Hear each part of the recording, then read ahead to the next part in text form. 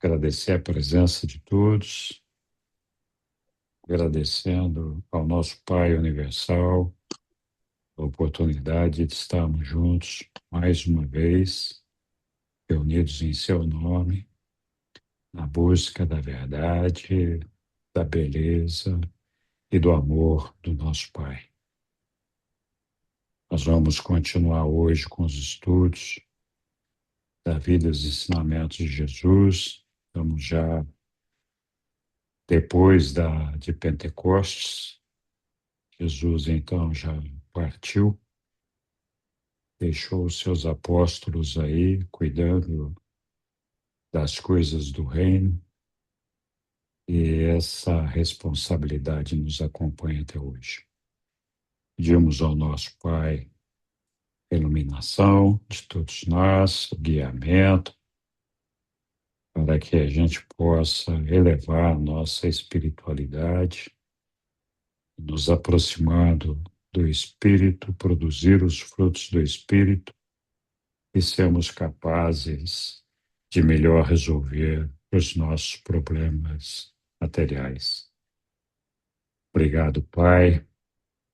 Bem-vindo a todos. Muito bem.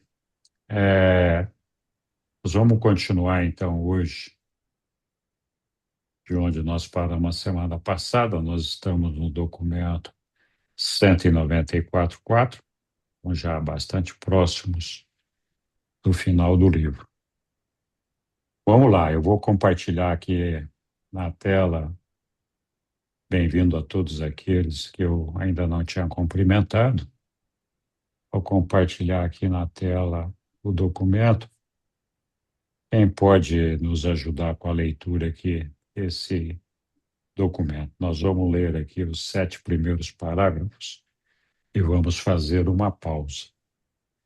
Posso começar, ler? Henrique? Claro, pode sim.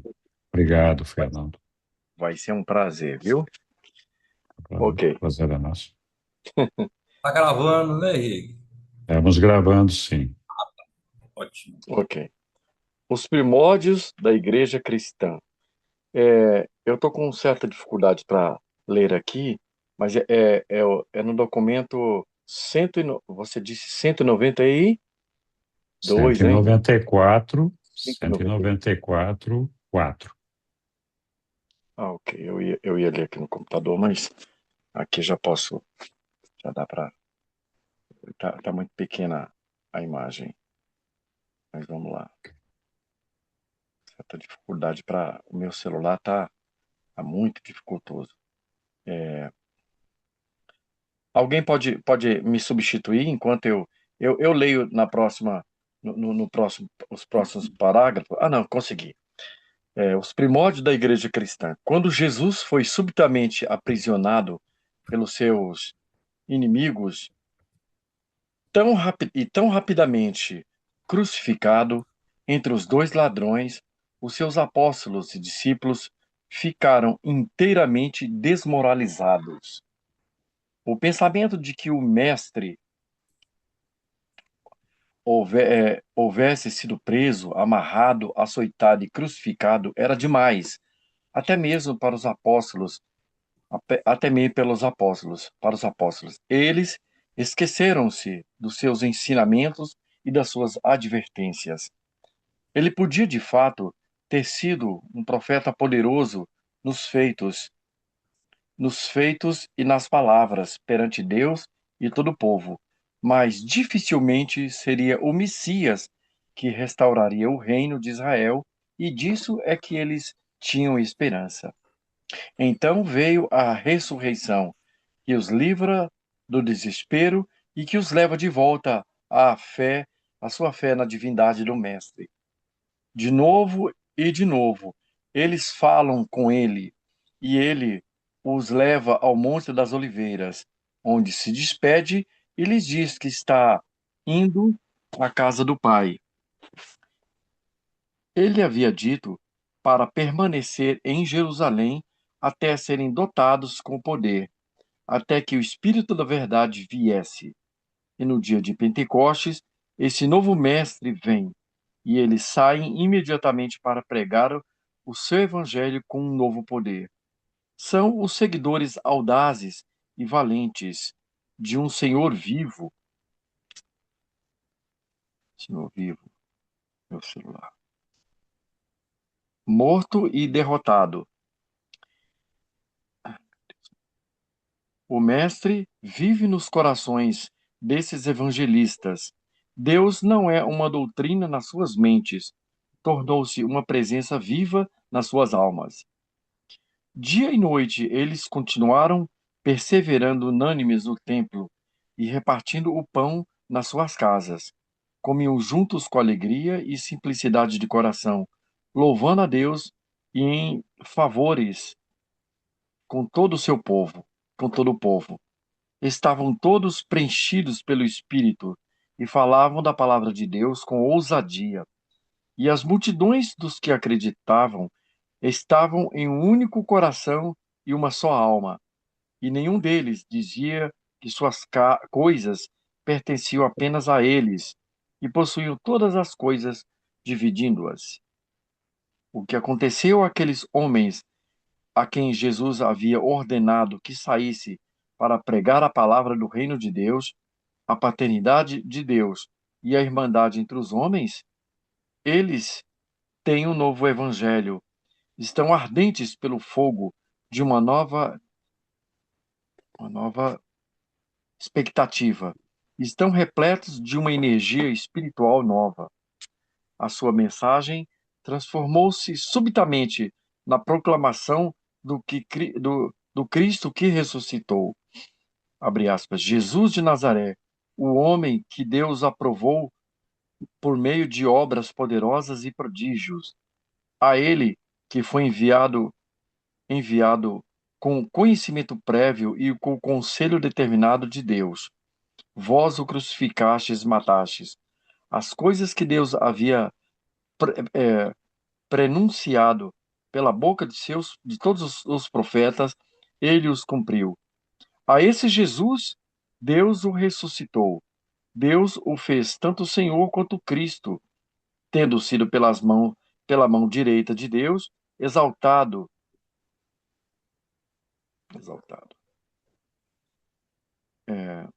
havendo recebido do Pai a promessa do Espírito. Ele derrama sobre vós isso que vedes e ouvis. Arrependei-vos para que sejam apagados os vossos pecados, para que o Pai, pois, possa enviar o Cristo antes anunciado a vós, o mesmo Jesus, a quem os céus devem receber até os tempos da restauração de todas as coisas. O Evangelho do Reino, a mensagem de Jesus havia subitamente sido transformada no Evangelho do Senhor Jesus Cristo. Eles agora proclamavam os fatos de sua vida, morte e ressurreição e pregavam a esperança de um pronto retorno dele a este mundo para concluir o trabalho que começara. Assim, a mensagem dos primeiros crentes tinham a ver com a pregação sobre os fatos de sua primeira vinda e com o ensinamento da esperança de sua segunda vinda, um evento que eles consideravam estar muito próximo. Cristo estava a ponto de transformar, Cristo estava a ponto de se transformar no credo da igreja que rapidamente se formava. Jesus vive, ele morreu pelos homens, ele trouxe o Espírito e ele virá de novo. Jesus preencheu todos os ensinamentos dos homens e determinou todo o conceito o conceito novo sobre Deus e sobre tudo mais. Eles estavam por demais entusiasmados com a nova doutrina de que Deus é o Pai do Senhor Jesus Cristo, para preocuparem-se com a velha mensagem de que Deus é Pai, amantíssimo de todos os homens, e mesmo de cada indivíduo. É bem verdade que uma manifestação maravilhosa de amor fraternal e de uma boa vontade inigualável surgiu nas primeiras comunidades de crentes, mas em uma irmandade de crentes em Jesus, não uma comunidade de irmãos na família do reino do Pai dos céus, do Pai nos céus. A boa vontade deles cresceu, nascido do conceito da autodoação de Jesus e não do reconhecimento da irmandade do homem mortal. Contudo, estavam repletos de alegria e viveram vidas tão novas que todos os homens foram atraídos para os seus ensinamentos sobre Jesus. Cometeram o grande erro de tornar os comentários vivos e ilustrativos a respeito do Evangelho do Reino de Deus pelo Evangelho em si.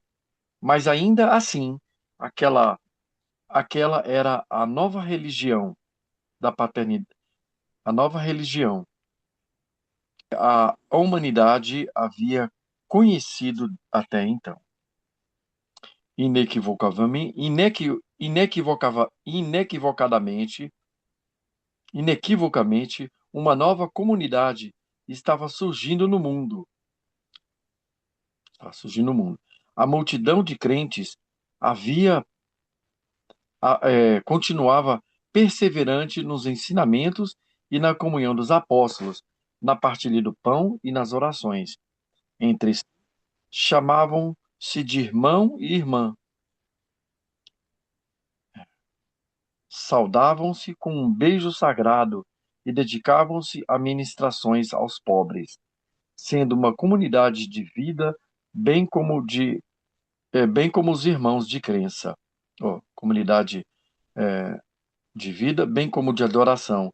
Não eram comunitários por obrigação, mas pelo desejo de compartilhar seus bens com os irmãos de crença. Eles esperavam confiantemente que Jesus retornasse para completar o estabelecimento do reino do Pai. Ainda naquela geração, essa espontaneidade ao compartilhar as posses terrenas não era um aspecto direto dos ensinamentos de Jesus. Eles, ela surgiu porque esses homens e mulheres confiavam sinceramente de que ele retornaria a qualquer dia para completar o seu trabalho e consumar o reino. Mas os resultados finais desse experimento bem intencionado de amor fraternal e refletido foram desastrosos e trouxeram sofrimentos. Milhares de crentes honestos venderam suas propriedades e dispuseram de todos os bens de capitais e outros bens produtivos. Com o passar do tempo, os recursos minguantes daquele sistema cristão de compartilhar por igual chegaram ao fim. Mas no mundo não. Muito cedo, os crentes em Antioquia estavam fazendo uma coleta para que os demais crentes em Jerusalém não morressem de fome. Naqueles dias, Obrigado, obrigado, ok? Fernando. Vamos fazer Desculpa, uma pausa. Não, tudo bem.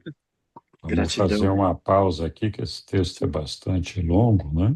É longo, é. E aí podemos analisar primeiro essa parte aí. Alguém quer fazer algum comentário aí sobre o que nós lemos aí? A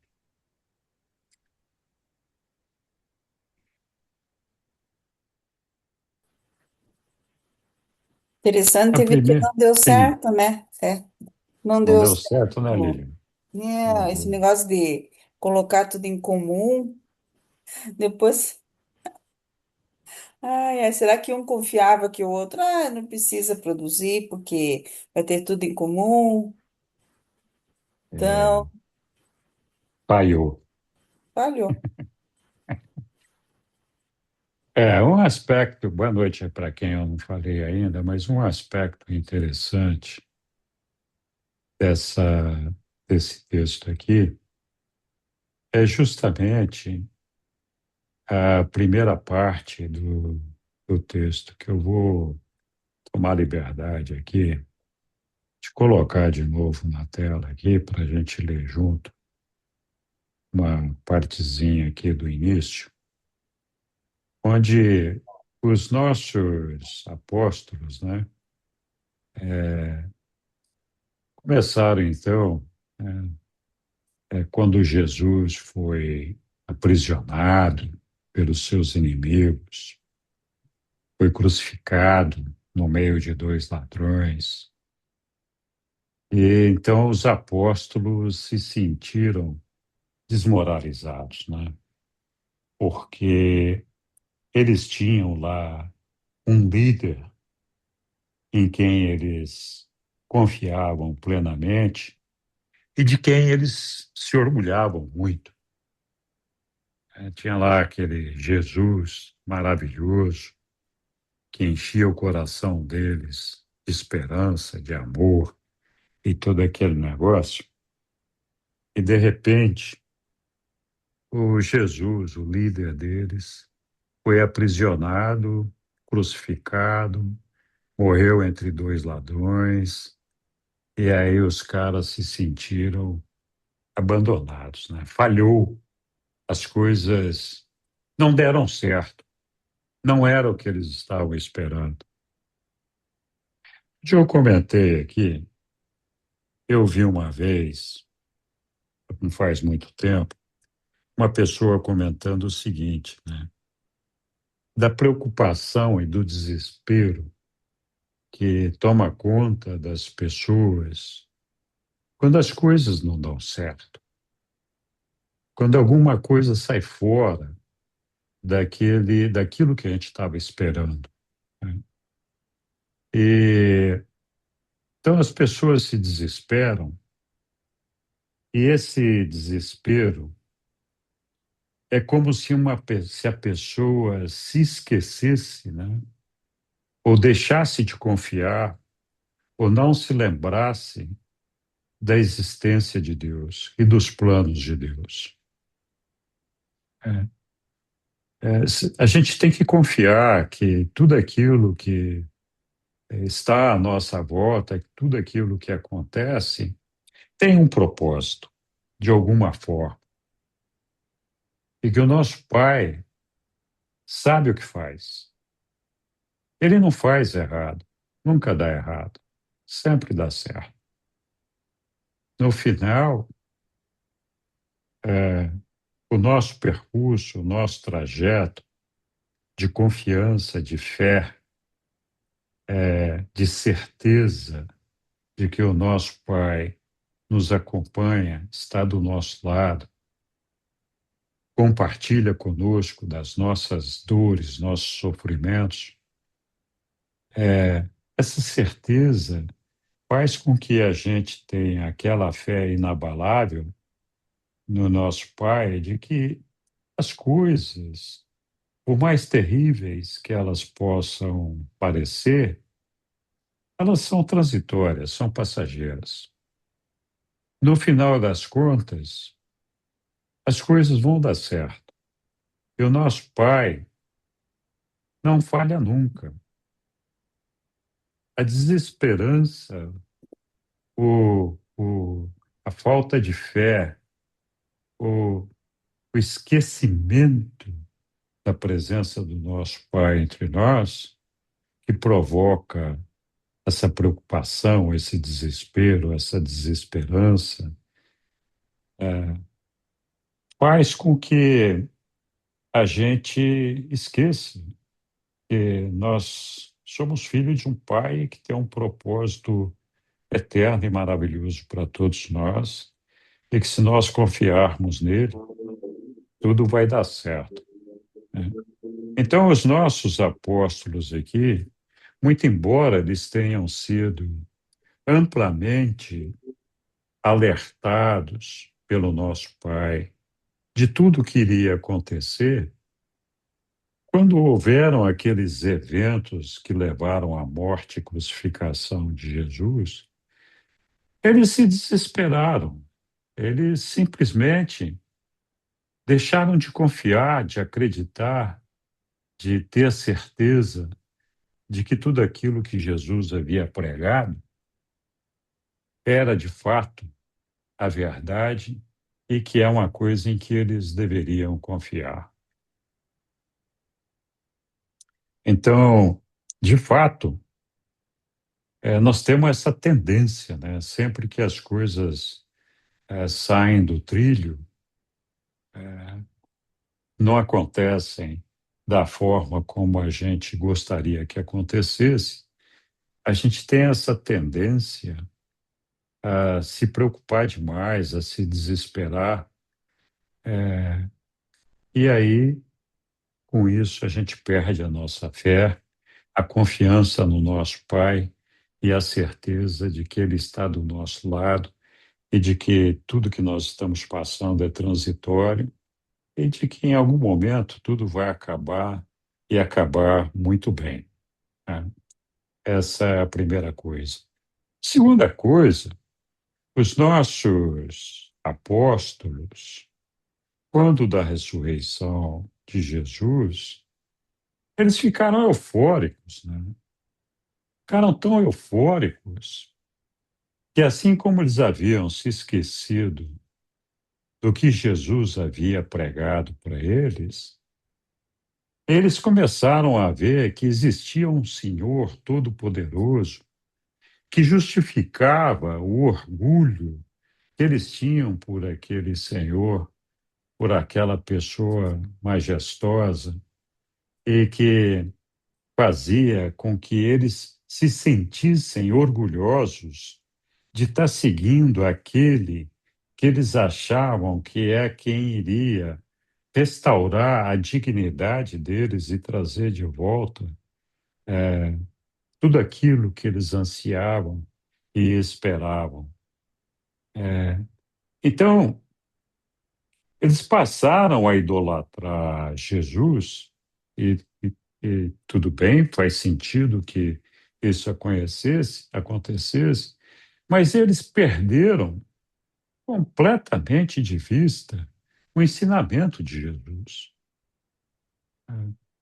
Eles perderam completamente de vista o Evangelho de Jesus, que alertava a todos nós que é muito simples, no sentido de dizer: olha, Deus é nosso Pai, é um Pai amoroso, maravilhoso, que ama a todos nós, está conosco o tempo todo, e sendo nosso Pai, nós somos todos irmãos.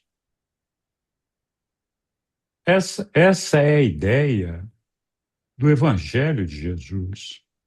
Então, no momento em que eles transformaram Jesus em um líder, mais do que religioso, um líder nacionalista, condutor de uma inspiração, condutor de uma esperança de restauração da dignidade humana dos judeus e aquele negócio todo, eles acabaram se transformando numa associação de pessoas, de irmãos, que acreditavam naquele senhor, naquela pessoa, naquele mestre. E essa crença em cima de Jesus é que fazia com que eles se unissem em torno deles mesmos. Alguma coisa de errado com isso? Em princípio, não. Mas essa irmandade era a irmandade daqueles crentes de Jesus, daqueles que acreditavam na ressurreição de Jesus, no poder de Jesus. Não era uma crença na irmandade dos homens, filhos de Deus. É uma coisa muito diferente. E aí percebe que ali começa a se formar essa religião institucionalizada. Olha, certo e no caminho da verdade estão estes que se dedicam a esta religião, a esta ideia. não são aqueles, não é a humanidade. Os outros não são filhos de Deus. Só nós que acreditamos aqui nesse Senhor poderoso que esteve entre nós, é que somos irmãos. E nós compartilhamos tudo igualmente. O resto da humanidade que não acredita nesse Senhor, que não está aderindo a essa ideia de liderança, de religião desse Senhor, não são nossos irmãos, não fazem parte da Irmandade. Aqui entre nós que fazemos parte desse grupo, tudo é lindo e maravilhoso. Nós até nos dispomos a vender os nossos bens e compartilhar todas as nossas riquezas entre essas pessoas. Né? Então, aqui que foi nascendo essa ideia entre grupos de pessoas que são os seguidores da verdade, os seguidores de Deus. Se você está na minha religião, você então vai participar do reino do céu. Se você não está na minha religião, você está condenado. Você não participa desse reino. Você não é filho do meu pai, do nosso pai, se não participa desse entendimento, dessa religião que está sendo formada. Então é muito grave, muito grave. É compreensível que os apóstolos tivessem essa euforia por conta do resgate da dignidade deles, no momento em que eles estavam perdidos, desnorteados, quando Jesus foi crucificado, e eles se sentiram envergonhados até de estar seguindo um líder que tinha sido crucificado entre dois bandidos. E aí, de repente, o líder ressuscita e tira eles daquela frustração, daquela depressão e diz: Ah, o líder não era falso, ele era de verdade. Ressuscitou. Então nós não estamos errados, nós estamos certos, nós temos que ficar do lado dele. Mas ninguém se lembrou, né, daqueles ensinamentos de Jesus sobre o nosso Pai, de Deus ser o nosso Pai, um Pai amoroso que nos ama a todos e que ama a todos os homens e mulheres, é Pai de todos nós. Não importa que religião nós pertencemos, nem importa. Jesus, o nosso Pai não faz nem diferença se a gente segue alguma religião ou não. O ajustador do pensamento está presente na mente de todos os homens e mulheres de Urântia. E segue ali pacientemente, guiando a todos nós. Então, Jesus em nenhum momento propôs que a gente fizesse essa distinção dos seguidores de Jesus. Essa distinção foi feita pelos apóstolos, equivocadamente. Eu ainda assinalei um outro texto aqui, um pedacinho em vermelho aqui. Posso dar uma palavrinha, senhor? Pode, claro. Me chama a atenção é que Jesus ensina que o reino dos céus está no coração dos homens. E como que essa interpretação errada perseguiu a vida de Jesus, né? De que o reino dos céus pro lado material, né? Persegue ele ao nascer, né? Aos 2 anos ele tendo que realizar uma fuga com Maria e José para o Egito, né? Para não morrer pela ameaça de morte de Herodes, né? Depois o leva à crucificação, e agora eu estou vendo aí que até depois mesmo da morte, essa interpretação errônea ainda persegue Jesus, né? É, na verdade, apesar de ter falhado na, na divulgação do reino, como embaixadores do reino de Deus, porque os apóstolos, pelo seu entusiasmo, ao recuperarem o orgulho de estarem seguindo um líder que então havia ressuscitado, esse entusiasmo fez com que eles criassem uma religião, um evangelho, sobre os feitos de Jesus, sobre a vida de Jesus. E tudo bem, é uma vida maravilhosa, mas não o evangelho que era pregado por Jesus. Jesus não veio aqui para construir uma, uma religião em cima da vida dele. Ele veio aqui para nos ensinar, nos revelar a existência de um Pai, Deus amoroso, Pai de todos nós, e a irmandade dos homens, e com isso fazer a divulgação do reino de Deus.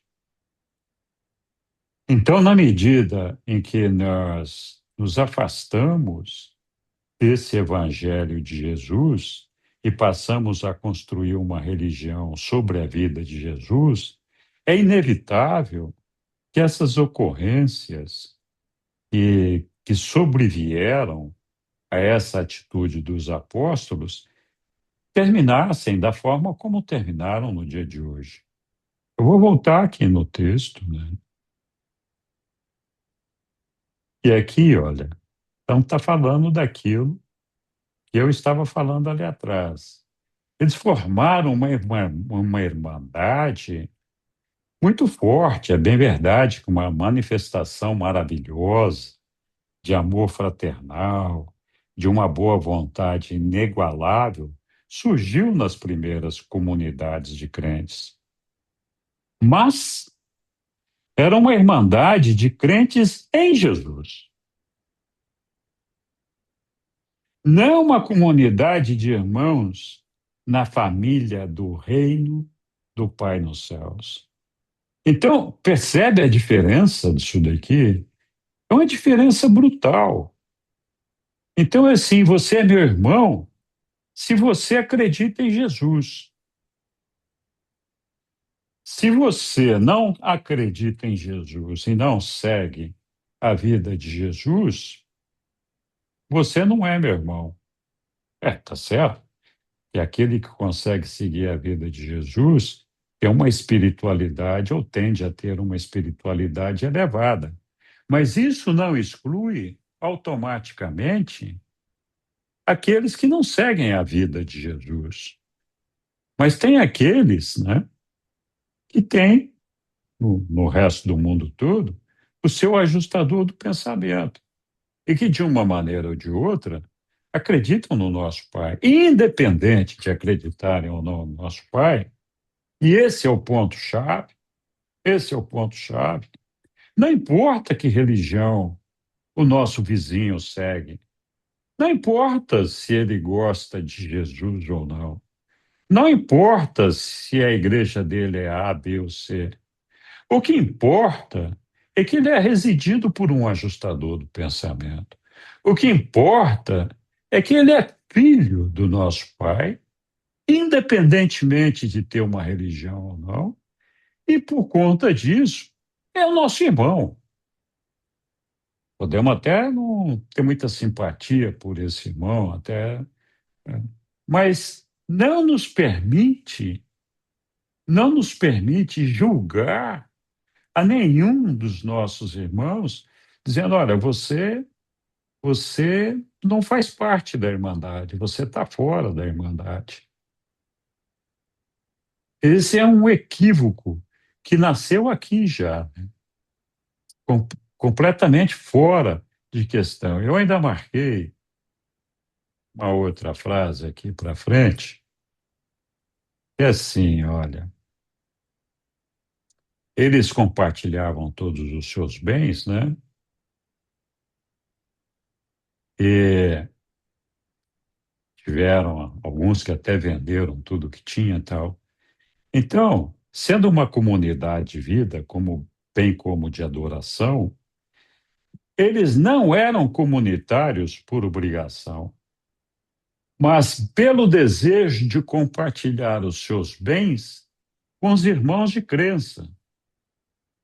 Então, assim, não é uma irmandade que deseja compartilhar o amor e serviço no reino de Deus, servir a todos os homens. Eu vou compartilhar e vou servir aqueles que acreditam na mesma coisa que eu acredito.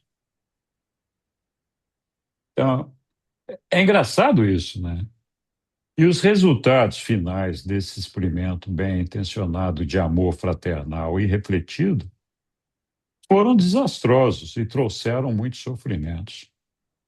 Ainda hoje, nós temos muita gente, ou muitas religiões, que seguem essa doutrina. E aí termina com a miséria de algumas pessoas, o sofrimento de algumas pessoas. O ponto-chave aqui não é a questão da distribuição dos bens, não é a questão do amor fraternal nas pessoas da mesma crença. O ponto-chave aqui é que o reino de Deus é de todos nós, de todos aqueles que, de alguma forma, desejam alcançar o nosso Pai, independente da religião que estão seguindo. Então, no momento em que os apóstolos fizeram essa distorção, surgiu essa separação, né? Essa separação dos crentes de Jesus da irmandade dos homens, filhos de Deus. Então, esse é o ponto-chave da questão aqui. Diga lá, Fernando. É, não era para o reino de Deus ser implantado ou ser instaurado, né, formalizado nesse mundo da maneira que surgiu, né? Surgiu capenga, surgiu de uma maneira complicada, desastrosa, como diz a revelação, né? E eu fico pensando, será que não corremos o risco de, com a religião revelada, nós errarmos também em alguma coisa, em algum ponto, tentando fazer uma nova religião. Nos dias de hoje, a religião revelada, não se corre o risco de cairmos no mesmo erro, de alguma forma a gente errar o caminho e nos achar exclusivistas, porque temos o livro de Urântia, temos a revelação, e nos acharmos melhor do que. Temos que ter muito cuidado com isso, né? Então, é uma reflexão que é muito pertinente e que precisamos ter muito cuidado, né, com a maneira como a gente quer fazer com que esses 1000 anos que estão diante de nós, né, com a distribuição da revelação, não se torne uma religião capenga, né, uma religião que já tem tendência de nascer errada, né?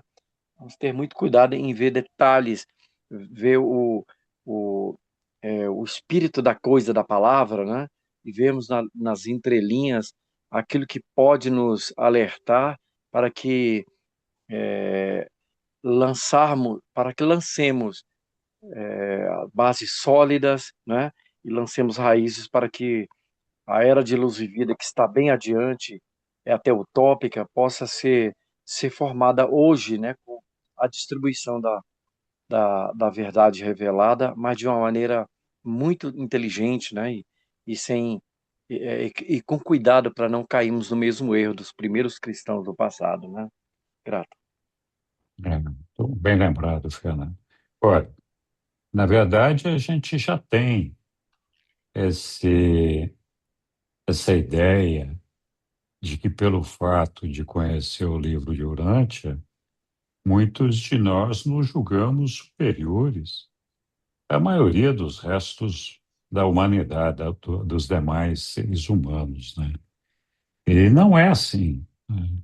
Eu acho que, de fato, é uma grande oportunidade para todo mundo que tem acesso à revelação, mas isso não nos faz melhor do que ninguém. Muito pelo contrário, deveria ser, assim como Jesus propunha, uma chave para abrir o nosso coração e aceitar a irmandade dos homens. Não importa se a pessoa é católico, protestante, espírita, que religião que segue, ou se achou o livro de Urântia ou não achou. Nosso papel como filhos de Deus e conhecedores da irmandade dos homens é servir, né? Servir, servir e servir, amar a todas as pessoas, né? Nós temos que tomar esse cuidado de estar sempre dispostos a servir a todos os nossos irmãos. Oi, Leonardo, quer falar alguma coisa? Sim, senhor.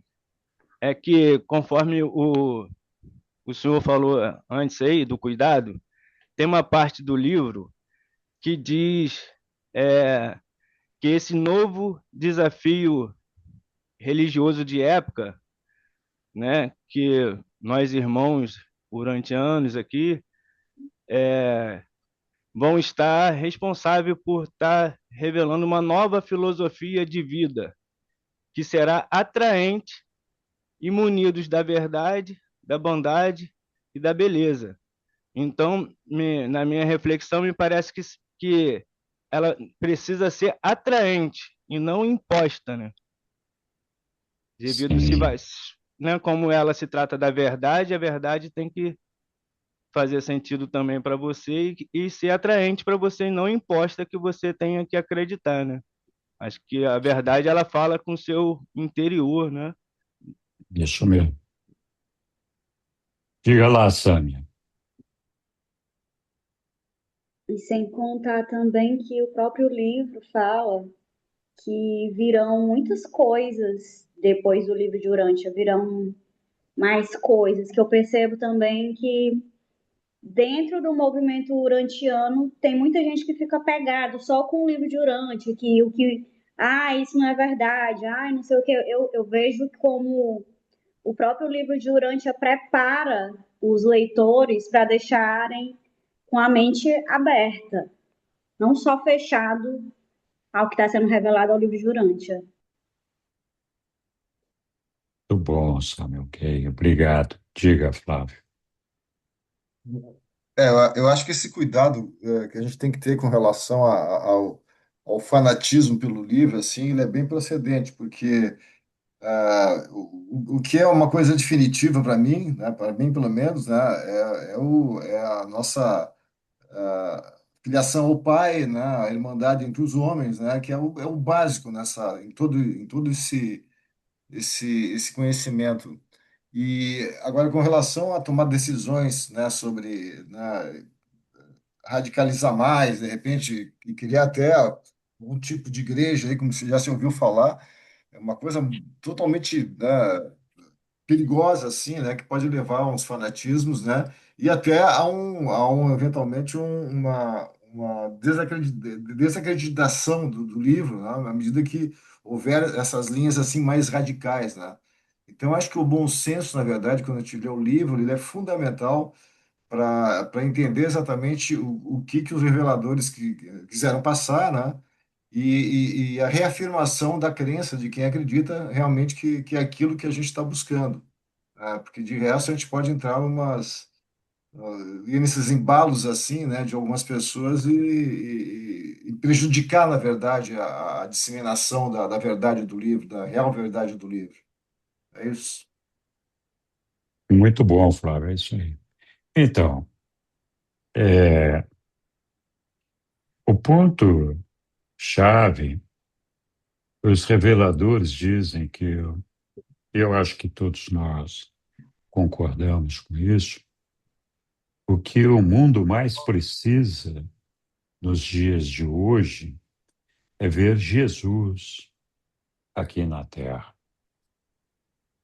Eu acho que quando os reveladores falam disso, eles não estão falando da volta de Jesus aqui na Terra. Jesus não vai voltar aqui para consertar nada. É um erro a gente achar que Jesus teve o propósito de consertar as coisas erradas do mundo. Não foi por isso que Jesus veio aqui e ele não voltaria aqui por isso também.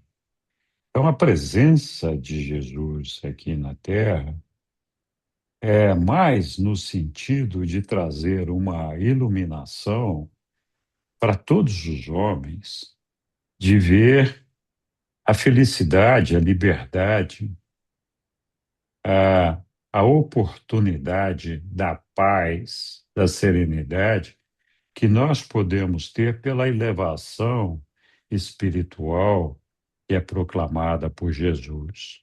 Imagina se todos nós, toda a humanidade, aceitasse de fato e praticasse a ideia de que Deus é nosso Pai, um Pai amoroso, e de que todos nós somos de fato irmãos. Então, como Jesus dizia, né? Olha, é pelo fruto do Espírito que todos saberão que vós sois meus filhos, sois meus discípulos. Então, o nosso papel enquanto seguidores da religião de Jesus, no que diz respeito a reconhecer a paternidade do nosso Pai e a irmandade dos homens, o nosso papel é de praticar os ensinamentos de Jesus, produzindo os frutos do Espírito. E o fruto do Espírito é amor, é serviço, é compreensão, é beleza, é amizade. Então, assim, nós não temos que vender, nenhum de nós tem que vender verdade nenhuma para ninguém. Não é esse o nosso trabalho. Não é o nosso trabalho sair com o livro na mão, dizendo aqui, ó, todo mundo tem que seguir esse livro aqui. Não é isso. As pessoas, quando conversam conosco, quando têm contato conosco, têm que se sentir acolhidas, têm que se sentir amadas, têm que sentir que nós somos uma pessoa com paciência, com tolerância, com respeito pelas pessoas, com disposição de servir, de amar, de ajudar naquilo que for possível, sem fazer discriminação de sexo, raça, cor, nada.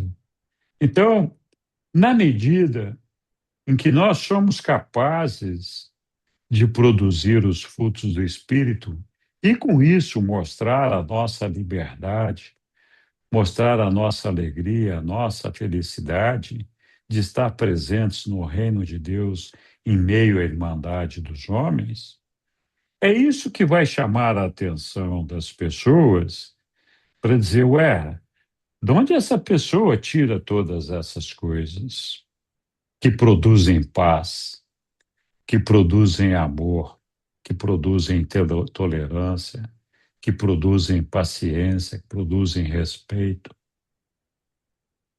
Então, esse é o nosso trabalho. Nosso trabalho é produzir os frutos do Espírito. E a gente só consegue produzir o fruto do Espírito aquele que se eleva espiritualmente, aceitando essa filiação ao nosso Pai e aceitando a irmandade dos homens. Outras vezes, nós já falamos aqui, os cristãos, ali quando iniciaram a sua jornada, eles iniciaram ao mesmo tempo um sentido de pertencimento, da irmandade dos homens que pertencem a religião sobre Jesus. Percebe? É um grupo de pessoas, é um pertencimento a um grupo de pessoas. A religião de Jesus também nos dá um sentido de pertencimento, mas um sentido de pertencimento ao reino de Deus, um sentido de pertencimento à humanidade, um sentido de pertencimento ao cosmos. Tudo isso aqui é reino do nosso Pai. Tudo, tudo, independentemente daquilo que a gente possa imaginar, tudo que está em todos os mundos, todas as pessoas fazem parte da criação do nosso Pai e do reino do nosso Pai. Ninguém aqui, nem nada que existe no mundo, está fora de Deus. Tudo está em Deus. Então é uma ilusão achar que a irmandade dos homens está limitada a um grupo de pessoas que tem uma determinada crença. E esse é o grande problema, né, que nós temos que tomar cuidado.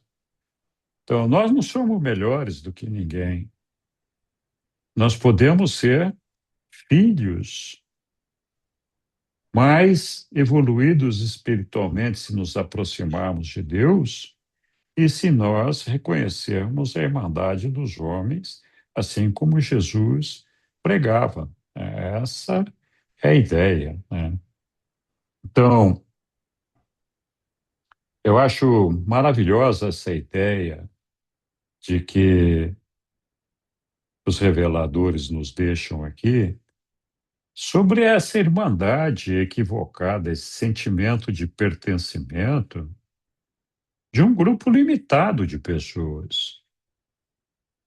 O reino de Deus não exclui ninguém. Quem sou eu para excluir? Ah, oi, Lilian. Eu posso ler a parte que fala sobre os frutos do Espírito, Henrique? Pode, Quer claro. lembrar? Está no documento 34, na parte 6 e no parágrafo 3. A consciência da predominância do espírito em uma vida humana atualmente é alcançada por uma demonstração sempre maior das características do espírito nas reações vitais de um mortal guiado assim pelo espírito. Pois os frutos do espírito são o amor, a alegria, a paz, a resignação, doçura, bondade, fé, mansidão e temperança. Tais mortais, guiados pelo Espírito e divinamente iluminados, embora ainda trilhando os caminhos baixos do sofrimento e cumprindo na finalidade humana os deveres dos compromissos terrenos, já começaram a discernir as luzes da vida eterna, as quais centelham nas margens longínquas de um outro mundo, já começaram a compreender a realidade daquela verdade inspiradora e confortante. O reino de Deus não é comida e bebida, mas é a retidão, a paz e a alegria no Espírito Santo. Então, é muito interessante, porque a gente vê em muitas pessoas, né? São essas características do espírito, né?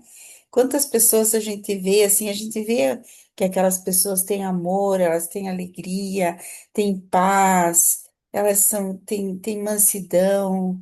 Então, todas essas características são reflexo do espírito naquela pessoa. Eu acho muito interessante. E cada vez mais eu acho que a humanidade, ela tem a tendência, apesar da gente ver muito sofrimento ainda, muita coisa triste que aparece, mas muitas pessoas vivem nessa realidade, né? E elas procuram fazer com que isso aconteça na vida delas e na vida de quem está ao redor, né? Então, não é todo momento que a gente se sente assim, mas a gente procura seguir esse caminho, né? De ter esses frutos do Espírito na nossa vida. E sempre lembrar essa passagem aqui, é muito linda, que fala sobre o espírito materno do universo local, né? Uhum. E que fala sobre esses frutos do Espírito Santo. É isso mesmo, Lilian. Muito legal, muito bem lembrado. Foi oportuno recapitular isso daí, porque a maneira que nós temos de implantar e ajudar os nossos irmãos é produzindo os frutos do Espírito. Nosso trabalho não é argumentar com ninguém. Nosso trabalho não é provar a existência de Deus. Nosso trabalho não é convencer ninguém a seguir uma determinada religião. Nosso trabalho é amar as pessoas, é fazer com que todos se sintam amados, com que todos sintam a oportunidade de viver a paz, de viver a felicidade, a tranquilidade, a confiança na vida, de confiar no nosso Pai. Então, é a vivência desse Evangelho que revela Jesus. Não são os nossos argumentos. Quanto mais nós temos que argumentar, mais distante nós estamos do fruto do Espírito. Diga lá, Fernando.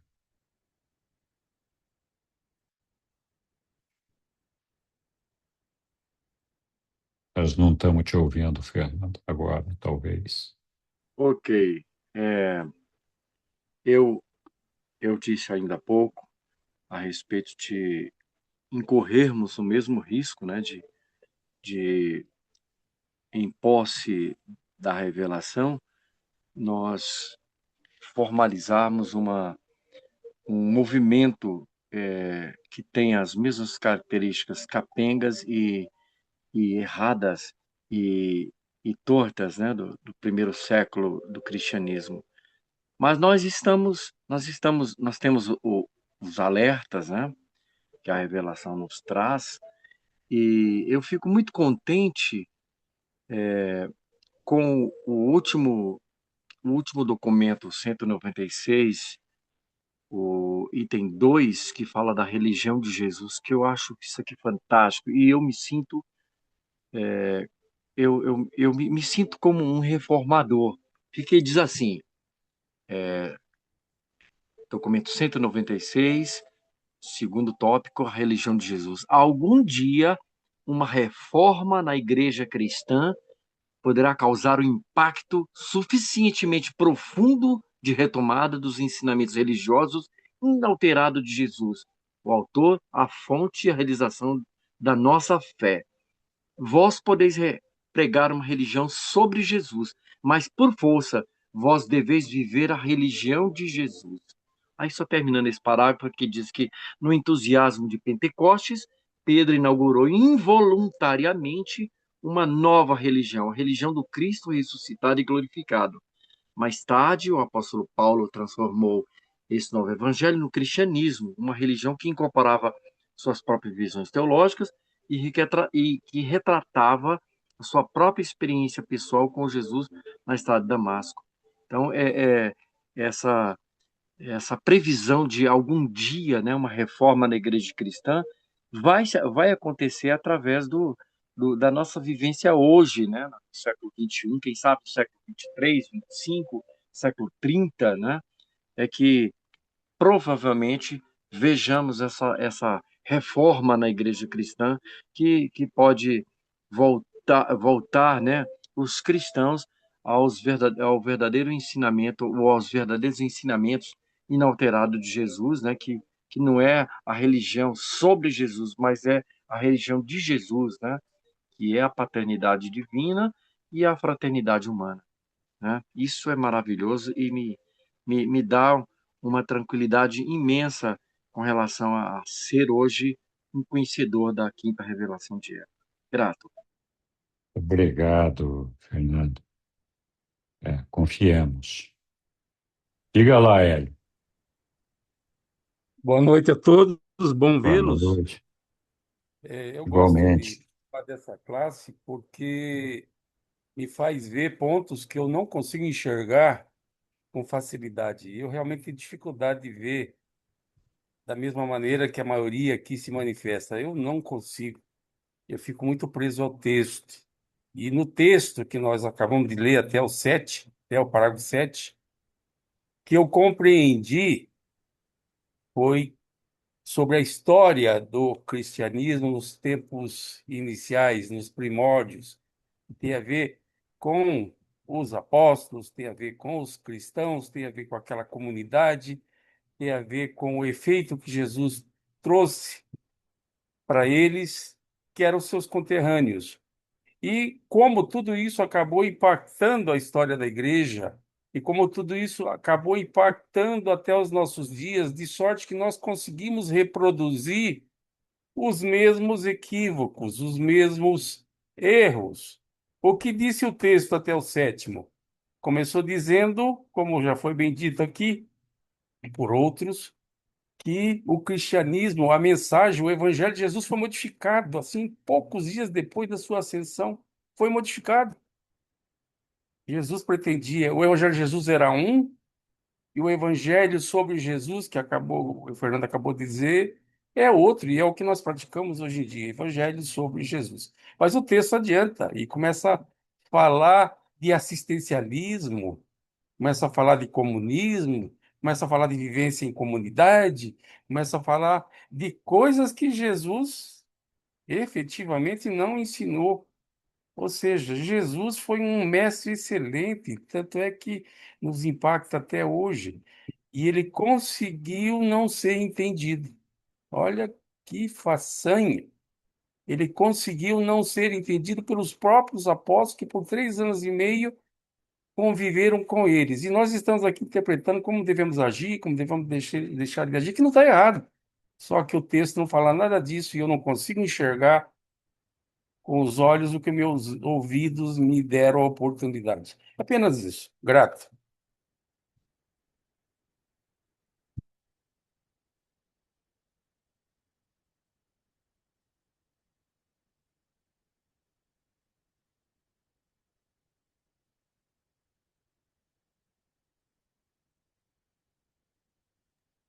Fechado, Henrique. Oi, Roberto.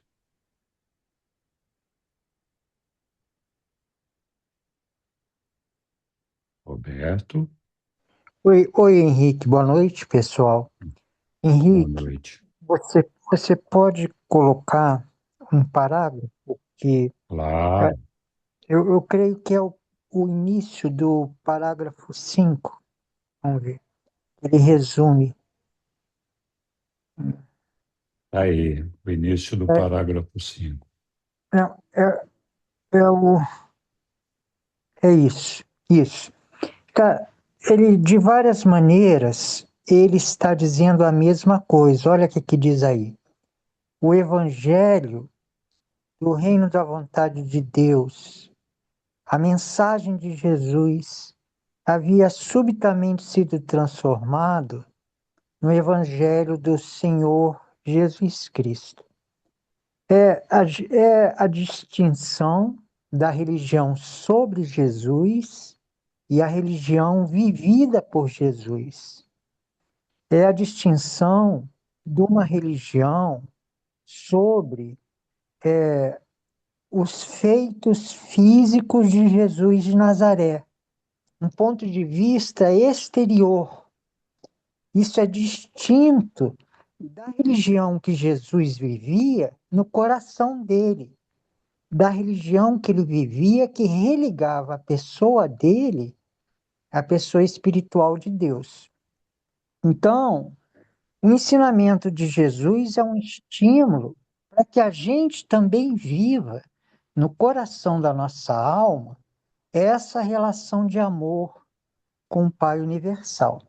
Mas a gente tem falado disso hoje, falamos na vez passada, mas eu quero ressaltar, na minha interpretação, uma distinção do cristão que está vivendo a religião de Jesus numa profundidade maior. E é a maneira como a gente encara o corpo terreno e a morte do corpo terreno, tá? Eu tenho a impressão que Jesus era tão próximo do Deus eterno, que transcendia o tempo e o espaço, que ele realmente, os reveladores, eles viam o nosso corpo terreno como uma roupa do nosso ser eterno, entendeu? Então, por exemplo, veja a maneira como ele lidou com a prisão de João Batista e depois o falecimento do corpo de João Batista, tão indigno, ele foi decapitado. Parece frio para a gente, né? Poxa, como é que alguém tão próximo e Jesus não fez nada? Mas Jesus, ele diz depois, João Batista, ele seguirá e será abençoado nos mundos celestiais. Quer dizer, ele estava vendo a alma, o espírito, a pessoa de João Batista. Ele vivia a religião interior. Ele via, ele vivia como em presença de Deus, mas Deus que é espírito. E nós, ainda imaturos, a gente vê o nosso corpo terreno e o corpo terreno de outras pessoas. Então, por exemplo, a morte do corpo nos parece algo tão horrível. E por isso os apóstolos eles ficaram também muito atordoados com o falecimento do corpo terreno de Jesus de Nazaré. Eu acredito que se desde aquela época eles já tivessem vivido essa comunhão intensa com a pessoa espiritual de Deus no próprio coração, esse acontecimento terreno do falecimento e depois da ressurreição da forma física de Jesus não seria algo tão impactante. Então, eu concluo que quanto mais a gente conseguir, na minha interpretação, viver a religião de Jesus, quanto mais a gente viver o reino da vontade de Deus no coração da nossa própria alma, mente e corpo, mais a gente vai ver a expressão física, material e exterior dos seres humanos, qual seja o corpo terreno, mais a gente vai ver o corpo como uma roupa do ser. E a gente vai ver diferente o falecimento do corpo terreno. O próprio livro de Durante adianta que nos mundos estabelecidos em luz e vida, a passagem, ou seja, o falecimento do corpo mortal, ele é até, parece que eles nem ficam tristes, eles ficam alegres, que eles consideram que é apenas um breve intervalo, que eles vão reencontrar as pessoas amadas nos mundos celestiais.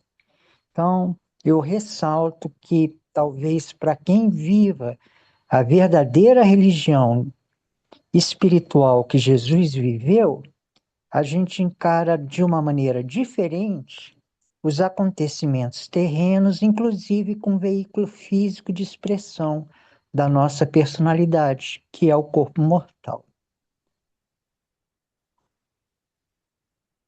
Obrigado, Roberto. De fato, a gente se deixa influenciar sobremaneira sobre esse invólucro que nós temos, né? Que na maioria das pessoas, se não, para não dizer para todos nós, acaba provocando reações, reações de simpatia, reações de rejeição, reações de a gente se apega muito no invólucro e não na identidade, na personalidade e no ser potencialmente espiritual que cada um de nós somos.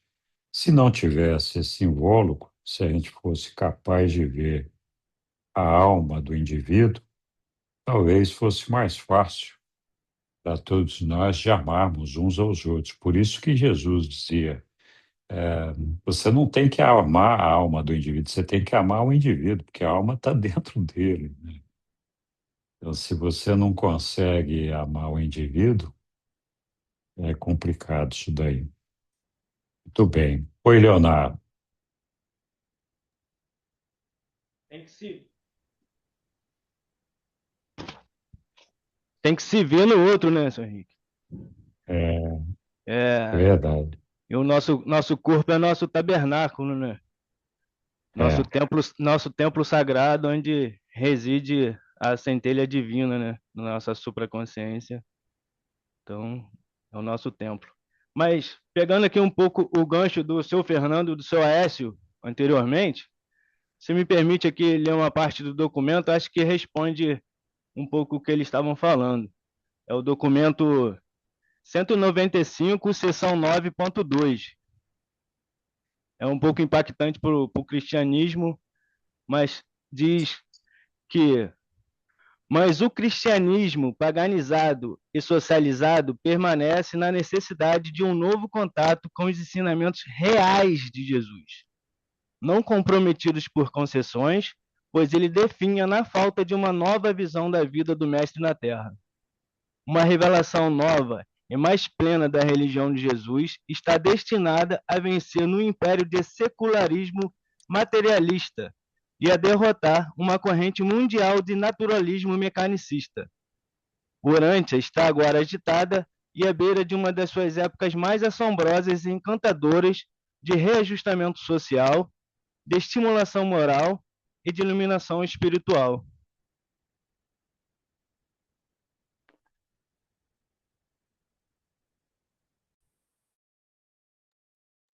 Microfone. muito obrigado, Leonardo. Muito bem, pessoal. Não sei se alguém mais quer falar alguma coisa desse assunto, senão continuamos a leitura do nosso documento ali. Quem vai nos ajudar aqui a continuar a leitura aqui? Eu posso continuar, Lilian, muito obrigado. Vamos lá, tá? estamos no 194.4.8. E, naqueles dias, eles celebraram a ceia do Senhor do modo como foi estabelecida. Quer dizer, reuniram-se para uma refeição social de bom companheirismo e compartilharam do sacramento ao final da refeição. Inicialmente, eles batizavam em nome de Jesus. Passaram quase 20 anos antes que começassem a batizar em nome do Pai, do Filho e do Espírito Santo. O batismo era o único quesito para admissão à comunidade de crentes. Não tinham ainda nenhuma organização. Era simplesmente a Irmandade de Jesus. Essa seita de Jesus estava crescendo rapidamente e, uma vez mais, os saduceus preocupavam-se com ela. Os fariseus pouco se incomodavam com a situação, vendo que nenhum dos ensinamentos, de nenhum modo, interferia com a observância das leis judaicas. Mas os saduceus começaram a encarcerar,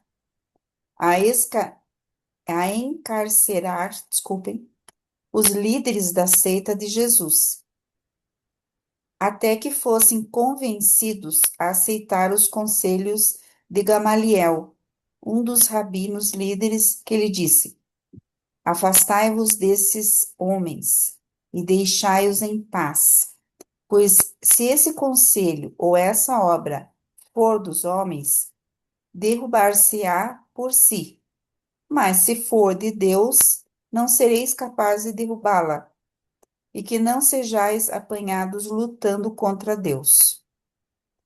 Eles decidiram seguir o conselho de Gamaliel e sobreveio um período de paz e calma em Jerusalém, durante o qual o novo evangelho sobre Jesus espalhou-se rapidamente. E assim tudo andava bem em Jerusalém, até a época da chegada dos gregos, em grande número, vindos de Alexandria. Dois dos alunos de Rodin chegaram em Jerusalém e converteram muitos entre os helenistas. Entre os seus primeiros convertidos estiveram Estevão e Barnabé. Esses hábeis gregos não tinham o ponto de vista dos judeus e não se adequaram tão bem ao seu modo de adoração e às outras práticas cerimoniais. E foram os feitos desses crentes gregos que acabaram com as relações pacíficas entre a Irmandade de Jesus e os fariseus e saduceus. Estevão e o seu companheiro grego começaram a pregar mais conforme o que Jesus ensinara, e isso os colocou em conflito imediato com os potentados judeus. Num dos sermões públicos de Estevão, quando ele chegou ao ponto objetável do discurso, eles dispensaram todas as formalidades do julgamento e começaram a apedrejá-lo ali mesmo, até a morte. Estevão, o líder da colônia grega dos crentes de Jesus em Jerusalém, assim tornou-se o primeiro mártir da nova fé e a causa específica para que acontecesse a organização formal da igreja cristã inicial. Essa nova crise levou ao reconhecimento de que os crentes não podiam continuar com uma seita dentro da fé judaica. Todos eles concordaram que deviam separar-se dos não crentes. E um mês depois da morte de Estevão, a igreja em Jerusalém foi organizada sob a liderança de Pedro. E Tiago, o irmão de Jesus, passou a ser o seu dirigente titular. E então irromperam as novas e incansáveis perseguições feitas pelos judeus, de modo que os instrutores ativos da nova religião sobre Jesus, que subsequentemente em Antioquia foi denominada de cristianismo, saíram até os confins do império proclamando Jesus. Para levar essa mensagem antes do tempo de Paulo, a liderança estava nas mãos dos gregos. E esses primeiros missionários, como também os posteriores, seguiram a rota antiga dos passos de Alexandre, indo até Antioquia, por Gaza e Tiro, e depois até a Macedônia, pela Ásia Menor, e então para Roma e na direção de todos os confins do império. Obrigada. Obrigado, Lília. Algum comentário aí, pessoal?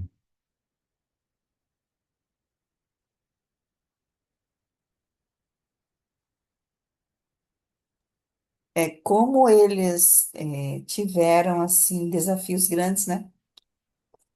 Quando Pois eles é, achavam, quando eles achavam que tudo estava bem, né? E tal. Mas interessante que era visto como uma seita judaica, né? A questão da religião de Jesus, religião entre aspas, né? Era visto como uma seita judaica. Achei interessante essa parte. E depois eles se separaram para formar realmente a religião, uma religião. Daí que eles começaram a ser perseguidos, né? Porque estavam formando uma outra religião, angariando crentes, né? Convencendo as pessoas. E também a parte dos gregos, né? Ali que não lembrava que o Estevão era grego, não lembrava essa parte. pois é. Obrigado, Lilian. Oi, Fernando. É, foi, foi exatamente aí que eles começaram a ser chamados de cristãos ou seguidores de Cristo, Jesus. Foi nessa ocasião, né, Henrique? Nessa época, um pouquinho depois, não exatamente nessa região, mas os seguidores de Jesus começaram, então, a serem chamados de cristãos, era o cristianismo, né? Porque seguiam a Jesus Cristo. Os seguidores ali do templo, os saduceus e fariseus, enquanto esse pessoal se manifestava como uma seita sobre Jesus, né? Então era assim uma manifestação puramente sobre a vida de Jesus. Isso não ocasionava nenhum transtorno para as crenças judaicas. Então eles acabaram tolerando essa situação. Mas quando alguns desses discípulos, no caso Estevão, decidiram mudar um pouco o curso dos ensinamentos, e ao invés de falar sobre a vida de Jesus, começaram a falar sobre a religião de Jesus, aí sim a religião de Jesus ameaçava os homens do templo lá. Por quê?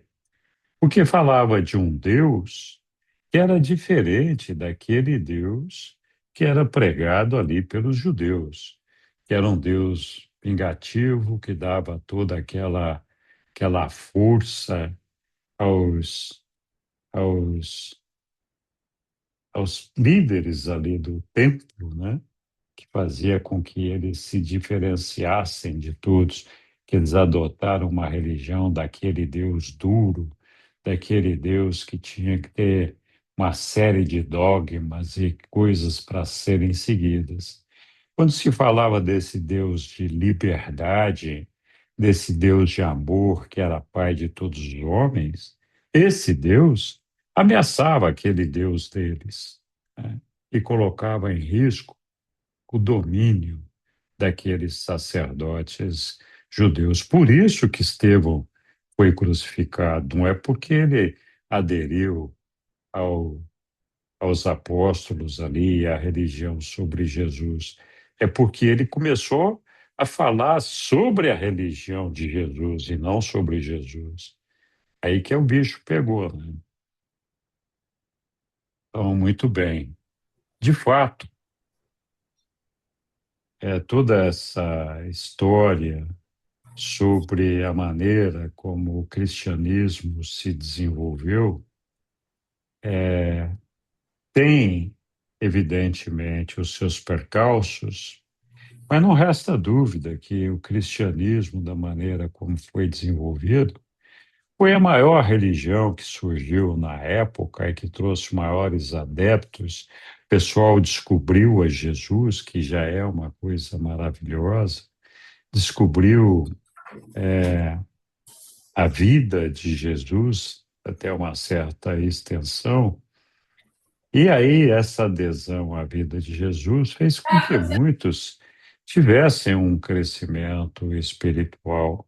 Evidentemente, não era aquilo esperado por Jesus, mas é inegável que essa religião trazida da forma como foi feita instituiu a maior religião de todas as épocas naquele momento e acabou convertendo muitos povos para essa nova religião, que acabou sendo a maior do mundo num determinado momento, ainda é uma das maiores do mundo.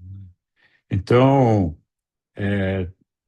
apesar de não ser a religião proclamada por Jesus, ela acabou trazendo um conhecimento sobre a vida de Jesus e a existência de uma outra realidade espiritual que não aquela que era pregada diferentemente pelas várias religiões daquela época, né? Então, não foi a religião certa, não era aquilo que Jesus esperava, mas acabou sendo, em certa medida, um fator de conversão importante de toda a humanidade para um segmento espiritual que antes não era manifestado, né, que estava muito distante da realidade de todos aqueles povos. Diga lá, Leonardo.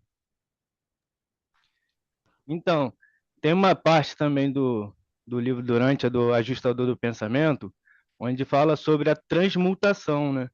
Que no caso seria utilizar dessa fé que já existe, né, do cristianismo e das demais, mas transmutar para que faça a vontade de Deus somente por amor, né, sem a interferência do temor, né? Então não precisa debater com a fé, com a crença deles, e sim transmutar, né? Utilizar já dessa fé e que ela consiga fazer a vontade de Deus somente por amor, sem interferência ao temor, né? Soberano Leonardo. Muito bem. Mas alguém quer fazer alguma outra observação sobre esse texto? Senão, seguimos adiante aqui. Viu? Eu só queria colocar uma coisinha. Diga É, lá, Lilian. é interessante porque essa questão de fazer. Que Jesus, lógico, ele era o líder ali, né? De todos, mas até hoje a necessidade do povo de ter esse líder, né? Pode ver, quando existe uma religião, que existe um líder que sabe falar, que sabe convencer as pessoas de tal coisa, disso ou daquilo, não sei, parece que as pessoas tendem a confiar mais em uma pessoa, né? Que elas, de carne e osso, vamos dizer assim, né? Que elas veem aquela pessoa falando ou dando testemunho e tal, e pessoas que são assim, fazem grandes feitos ou obras, ou tem religiões que crescem muito, convencem as pessoas, e essas pessoas gostam de estar assim, confiando nesses líderes. É interessante, né? Que as pessoas ainda dependem. E Jesus veio trazer assim essa religião pessoal. Jesus veio trazer essa religião pessoal, mas dá a impressão que as pessoas não conseguem ainda caminhar sozinhas, né? É bom caminhar em comunidade, é bom você estar junto, junto com os irmãos, você vê muita coisa, mas dá a impressão que o líder, ele é muito importante numa comunidade, porque a pessoa, ela começa a confiar naquela outra pessoa. Não sei se você me entende. Assim como aquela época eles confiavam tanto em Jesus que fizeram a religião sobre Jesus. Nossa, é Jesus. Ele falou que iria ser crucificado, mas depois ele falou que ia ressuscitar. E realmente aconteceu. Ele é uma pessoa que, né, e tal, ele é um Deus na terra. Então, vamos dizer assim, as pessoas tendem a endeusar esses líderes e daí seguir. E daí fazer tudo que aquele líder faz. Tanto que eu soube que nas religiões, tem algumas denominações cristãs, que os pastores, eles decidem até quem vai namorar quem vai casar com quem. Tem que ter a aprovação do pastor para essas questões. Imagina, né? Então, é interessante isso, que eu acho que as pessoas ainda, elas, quando tem uma pessoa assim que tem uma certa fala de convencimento, muita gente vai atrás, sem questionar. Então, você tem razão, Lilian, isso de fato acontece. Mas isso de fato acontece, na verdade, porque nós, os seres humanos, temos uma dificuldade muito grande de nos relacionarmos diretamente com o nosso Pai. A gente sempre precisa de estar sendo guiado por alguma outra coisa, por alguma outra pessoa que nós achamos que é mais inteligente ou mais sabida que nós. Na verdade, essa não é a religião de Jesus, né? Jesus nos fala que a nossa relação é direta com Deus. Nós não precisamos de nenhum intermediário.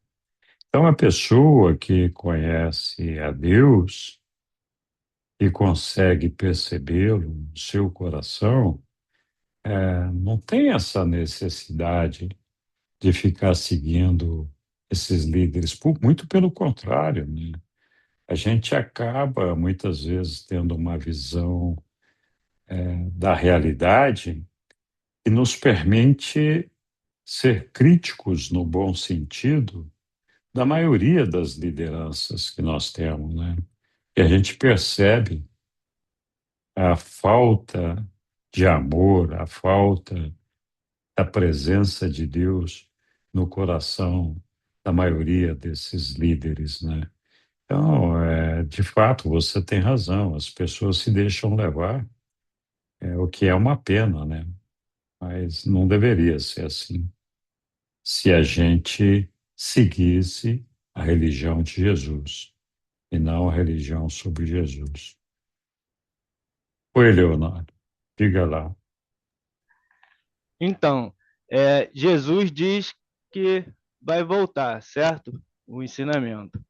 Mas ele, na sua sétima autortoga, ele já cumpre a missão, né, da vontade do Pai em viver num corpo humano em filho de Deus e filho do homem, né? Então, não sabemos se ele vai repetir essa maneira de voltar como num corpo humano de novo, né? Ele diz que vai voltar, mas não diz como. Então, assim, no caso desse líder que a Lília citou, caso ele volte, né, não estou afirmando, mas caso ele volte em forma de um livro, onde ele possa estar entrando na casa de todos, né, e passando seus reais ensinamentos, né, não vai existir esse líder, né, porque não sabemos se ele vai voltar novamente num corpo humano, né, essa missão, acredito que ele já tenha cumprido. Então, eu acredito que ele volte, mas não sei como, em qual maneira que ele iria voltar. E se caso seja numa maneira, de uma forma de um livro como o livro de Urântia, onde ele tem esse acesso em estar entrando na casa de todos, né? Então não vai existir esse líder. É, o- os reveladores, eles são categóricos em afirmar que Jesus vai cumprir a promessa dele, né? Eu acho que não tem nenhuma razão para a gente desconfiar que Jesus não vai cumprir aquilo que prometeu. Ele falou que vai voltar, então um dia ele vai voltar. O que ninguém sabe, como você bem lembrou, é como é que vai ser essa volta dele, né? E quando e por quê, né? Então é uma coisa incerta e não sabida. Mas para nós, esse momento da volta dele não faz diferença. E para nós, aqueles que seguem o Evangelho de Jesus, de alguma forma, vão alcançar o nosso Pai. E eles não estão muito preocupados com a volta de Jesus, porque isso não vai fazer diferença nenhuma na nossa vida neste momento. Os reveladores especulam que Jesus vai voltar entre nós, possivelmente, quando nós alcançarmos a era de luz e vida. Não sabemos. Então, neste momento aqui, cabe a cada um de nós sermos Jesus aqui na Terra e vivermos o que seria a vida de Jesus aqui, atraindo a todos os homens para Jesus por meio da produção dos frutos do Espírito. É isso que nós aprendemos aí. Então, é bastante interessante essa discussão em torno da volta de Jesus, porque foi isso, inclusive, um dos temas que motivou os apóstolos a toda aquela euforia pelo fato de Jesus ter ressuscitado e prometido que ia voltar. Eles achavam que Jesus ia voltar logo ali, naqueles dias, né? Para implantar o reino dele aqui na terra, né? E lembra, na cabeça dos judeus, A ideia do Messias é que o Messias estabeleceria um reinado em Israel que recuperaria para Israel a soberania de Israel e o orgulho de todo o seu povo, trazendo prosperidade, multiplicando riquezas e todo esse negócio. Então, daí a ideia daquele compartilhamento das riquezas entre os irmãos que acreditavam na irmandade da religião sobre Jesus, porque eles achavam, ó, Jesus vai voltar ali mesmo, e daqui a pouquinho, e ele vai trazer com ele aquele reino e vai nos dar tudo aquilo que nós temos direito, fartura, prosperidade e todo esse negócio. Até hoje, a gente vive essa ilusão, essa ideia de que Jesus vai voltar entre nós a qualquer momento para resolver todos os nossos problemas. A gente se esquece, muitas vezes, que a missão de Jesus não era resolver os problemas materiais dos homens. A missão de Jesus era promover, e é promover, a elevação espiritual dos homens. De nenhuma maneira Jesus viria aqui para eliminar as nossas misérias, eliminar os nossos problemas materiais. Veio aqui para nos encorajar a enfrentar as nossas dificuldades e alcançar o nosso Pai por meio da nossa elevação espiritual e com essa elevação nos fazer mais capacitados para lidar com os nossos problemas materiais. Diga lá, Roberto.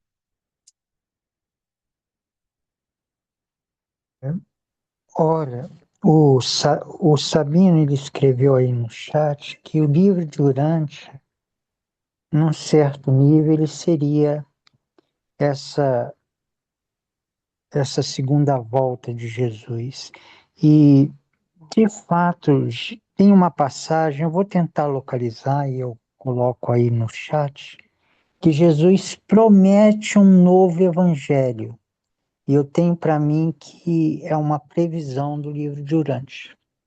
Mas o que eu quero dizer é que, num sentido muito real, Jesus volta no coração de cada crente em espírito e verdade. Embora a integralidade de Jesus e da pessoa dele vai vir ao nosso mundo em algum momento, aí ele vem inteiro, né? Fisicamente, intelectualmente, espiritualmente, em espírito e verdade eterna, eu creio e às vezes até experimento que Jesus ele já está conosco, tá? E isso eu afirmo devido a uma experiência interior. Eu vou dar brevemente um testemunho. Constantemente eu busco a presença do ajustador no meu coração. E às vezes, quando eu alcanço um centro mais profundo da minha mente e alma, eu sou inundado de dentro para fora de uma presença. Mas aí eu tento conectar isso com a minha vida diária, buscar orientações para a minha vida terrena, e parece que há um abismo entre a absolutez do ajustador e a minha vida terrena. Aí eu penso em Jesus. E aí, quando eu penso em Jesus unido ao meu ajustador, quando eu penso na Mãe Espírito Santo unido ao meu ajustador, parece que já não fica tão distante. Aí, às vezes, eu penso no Pai Universal, meu ajustador, o Filho Eterno, fica distante. Aí, daqui a pouco, eu penso em Jesus e o Pai Universal, e o meu ajustador, Jesus e o Filho Eterno, aí fica próximo. Então, eu estou convencido por uma experiência interior que Jesus, de fato, é o Pai Universal para a gente. que ele está plenamente consciente do nosso ajustador do pensamento. Só que é algo assim, ó. O Jesus ele envia o Espírito da Verdade. O que é o Espírito da Verdade? É a verdade eterna da pessoa que nós somos para Deus. Ele tem contato com a nossa personalidade imutável na eternidade. Quando eu busco Jesus e a verdade de quem eu sou, parece que ele está olhando quem eu sou na eternidade. É algo que transcende esses movimentos efêmeros da situação terrena. Às vezes eu tenho impressão, e é dito isso mesmo, que Jesus transcende o tempo e que a ministra divina transcende o espaço. Então, quando eu busco meu ajustador, o Pai Universal, e Jesus Cristo aqui e agora, em espírito e verdade, é como se ele me visse na eternidade, como se ele olhasse eu aqui na Terra, minha alma, meu espírito lá no superuniverso. Então, essa é a minha experiência da presença aqui e agora, em espírito e verdade, do Senhor Jesus Cristo. Ele vê quem nós somos na eternidade. Ele vê a gente na eternidade e numa região tão profunda do ser que todos esses movimentos dos fatores associados à nossa individualidade, qual seja o corpo, a mente, a alma e o espírito, tudo isso fica como uma mutação na envoltória do ser, na envoltória da pessoa eterna e real e imutável que nós somos para Deus, o Pai do nosso Senhor Jesus Cristo. Isso é o meu testemunho de como Jesus Cristo está aqui e agora, como ele volta para quem vive a religião de Jesus, que religa a nossa pessoa criada com a pessoa criadora e espiritual de Deus.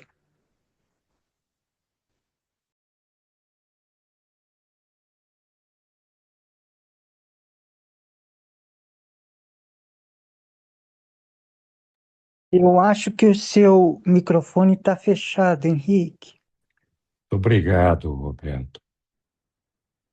De fato, a presença espiritual de Jesus está aí entre nós, a presença espiritual do Filho Criador, o Espírito da Verdade. Basta a gente, aqueles que têm fé, procurar por ele para sentir dentro de si, no seu coração, a presença de Jesus, né?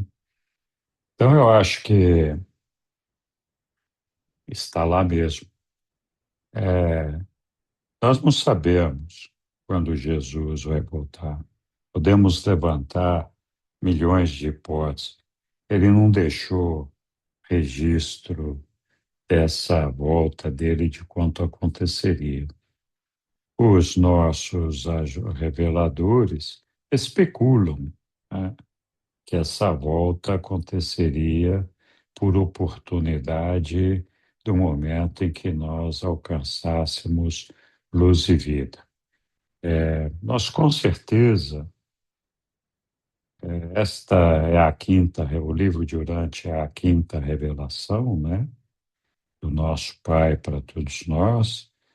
A quarta foi Jesus, e assim vai, né? Nós tivemos outras revelações e, com certeza, vamos ter outras mais. O livro de Urântia não será o último.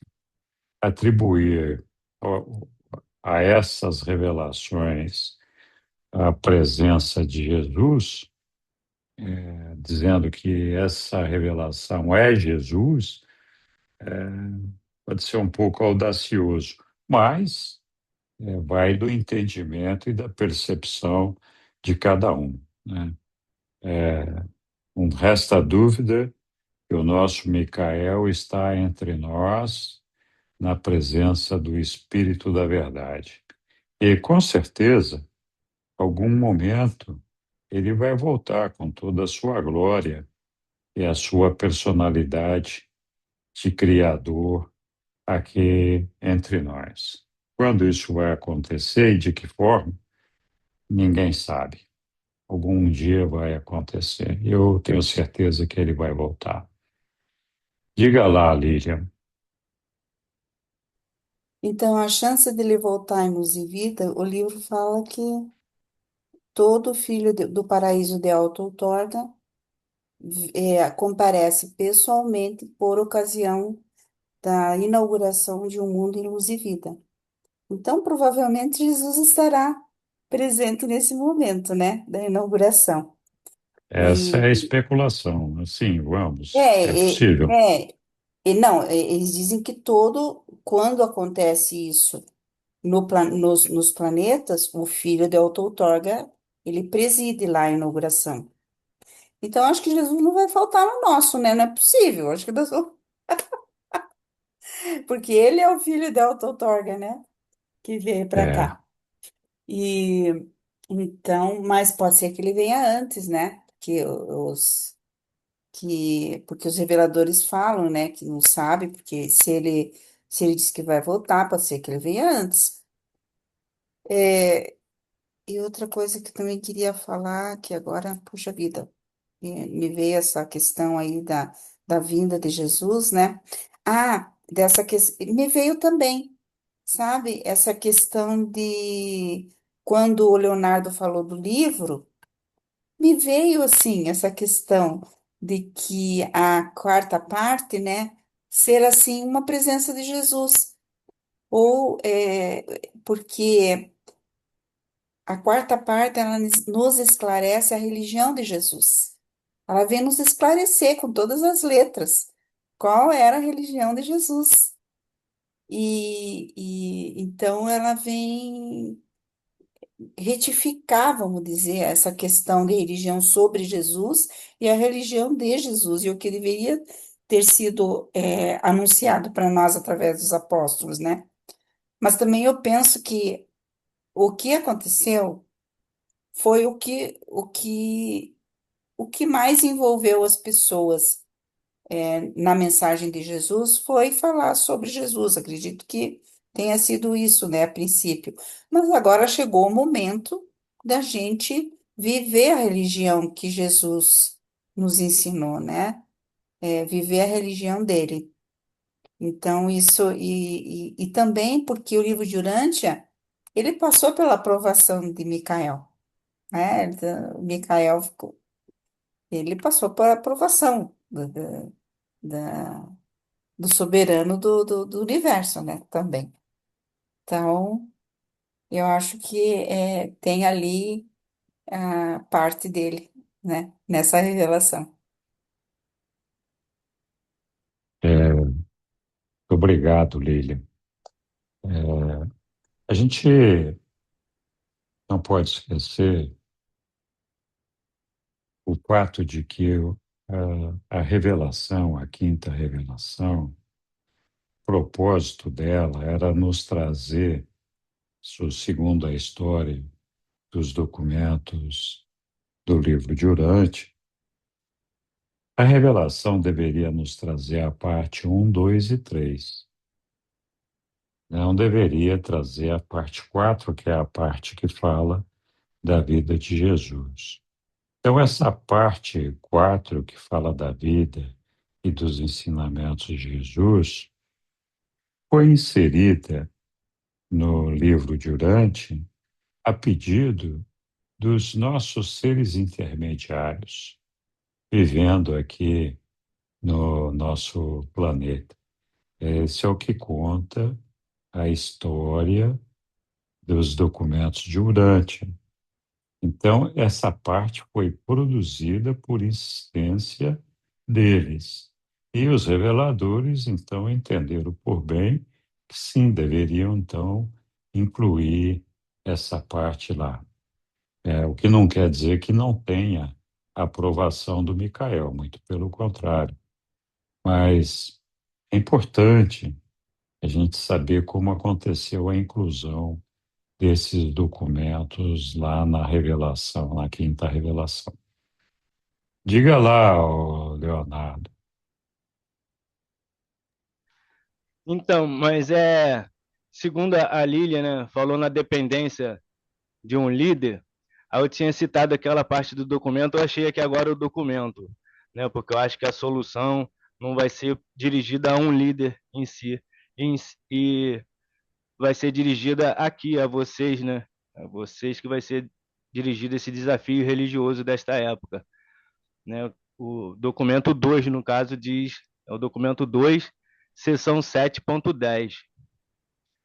Fala: o desafio religioso desta época é dirigido àqueles homens e àquelas mulheres que, pela sua visão ampla e voltada para o futuro, e pelo discernimento da sua luz interna, ousarão construir uma nova e atraente filosofia de vida, partindo dos conceitos modernos, sutilmente integrados da verdade cósmica, da beleza universal e da bondade divina.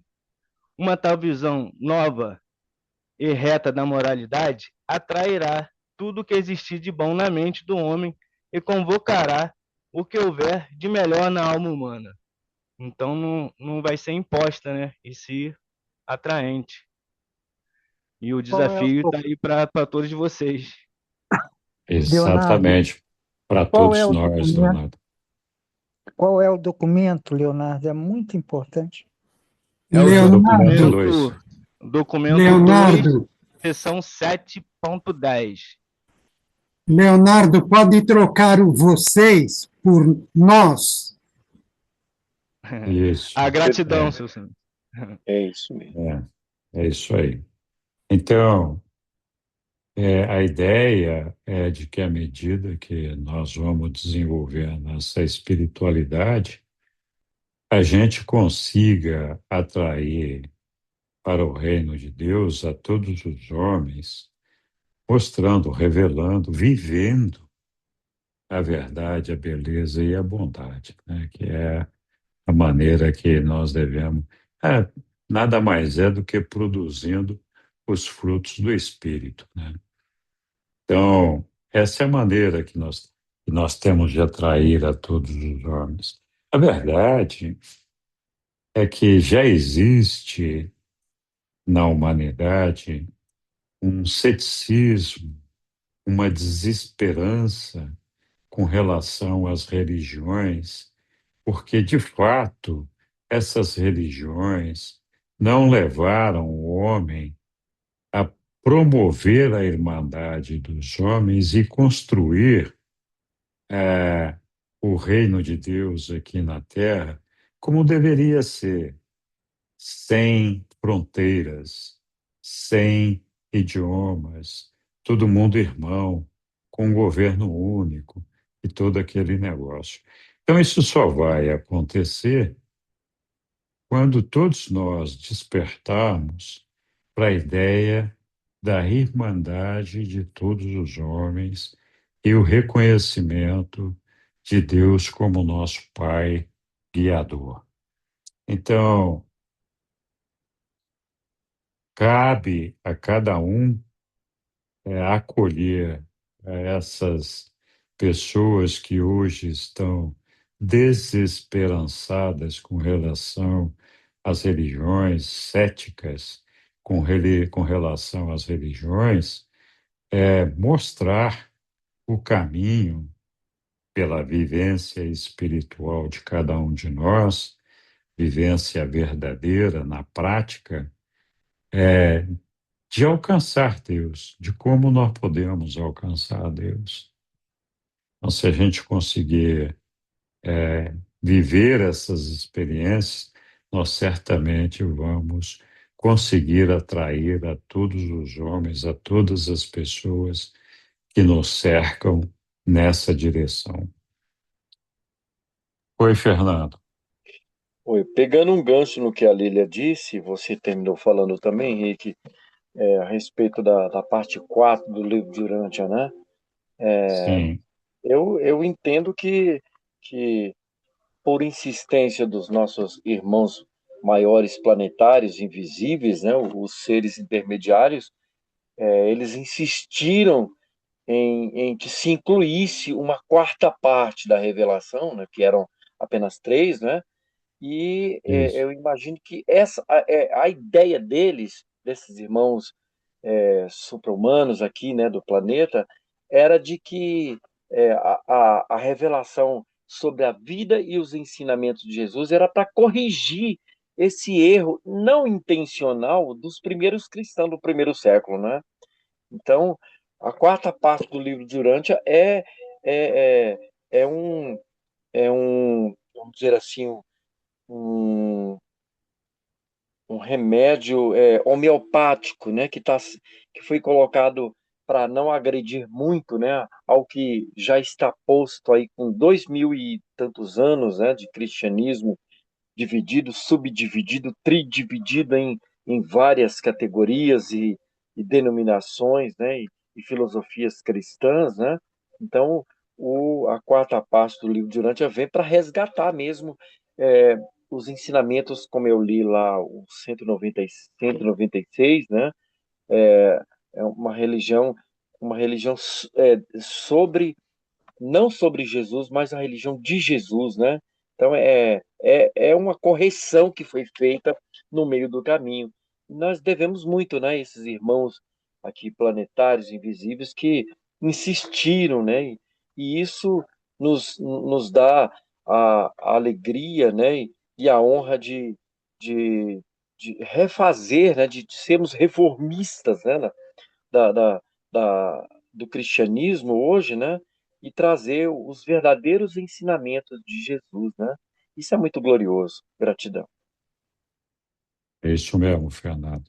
Obrigado, com certeza. Não deixa de ser uma correção de rumo, um realinhamento das nossas ideias, o que de fato é muito bom, né? Esse é o propósito da revelação, corrigir os desvios, né? Trazer a gente de volta para o rumo certo.